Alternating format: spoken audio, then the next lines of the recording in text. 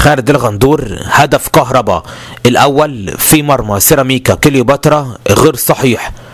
تساءل خالد الغندور عن مدى شرعية هدف محمود كهربا لاعب النادي الأهلي، وأعلن بأن كورة محمود كهربا هدف النادي الأهلي الأول في سيراميكا كليوباترا غير صحيح، لأنه يشبه لعبة إمام عاشور على حد وصفه خالد الغندور، وذلك في تصريحاته الرسمية على حسابه الرسمي على السوشيال ميديا. خرج خالد الغندور بتصريحات على حسابه الرسمي على السوشيال ميديا بعد مباراة النادي الأهلي وسيراميكا كليوباترا، المباراة التي انتهت بفوز الأهلي بهدفين مقابل لا شيء أحرزهما كهربا ووليد سليمان. قال الغندور اللي كان زعلان من الفار والحكم في كورة إمام عاشور: ايه رأيكم في هدف كهربا؟